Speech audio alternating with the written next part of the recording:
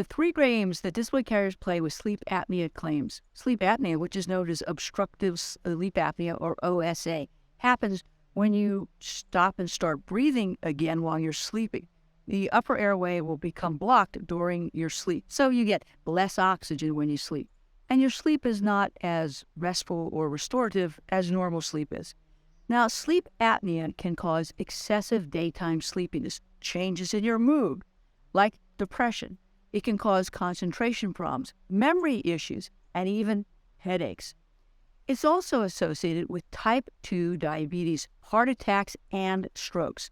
Obviously, sleep apnea can be disabling in and of itself, but disability carriers will rarely find that a policyholder or plan beneficiary with sleep apnea is disabled, as that term is defined in your policy.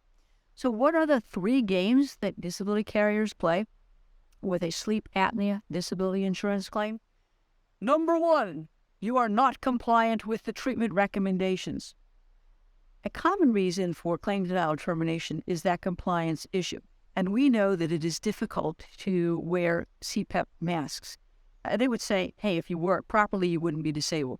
Now, there's all sorts of problems, as we know, with the mask fitting properly, problems with titration levels, and problems wearing the mask. If you have any of those problems, make sure they're documented in your medical records so that the disability carrier can see the efforts that you've undergone to try to be compliant with the treatment recommendations.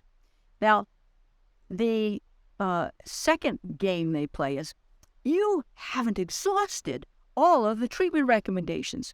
That's a variation on game one. The disability carriers might say, look, there are a number of treatment options that could assist you in going back to work, including surgery. So you couldn't possibly ever be disabled. Now, you don't have to undergo invasive treatment. I'm sure that you're exhausted, and you're exhausted by the games that the disability carriers are play. And they might deny or terminate your benefits just because you didn't pursue it to the terms of the policy or the plan, get appropriate and reasonable medical treatment. Your doctor should speak to why you're not a candidate or why surgery is not appropriate. Or the third game is, it's all in your head. That's a variation of the mental nervous policy limitation that says if you are disabled by a psychiatric condition, your benefits are limited to just 2 years. And after all, you're depressed because you can't sleep. That's a bit of a circular argument, isn't it? You need to, again, make sure that you are cognizant of what's in your disability policy and the terms so you understand the games that carriers are playing.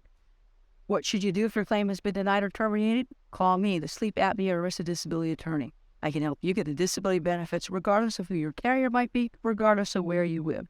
Call me, 727-894-3188.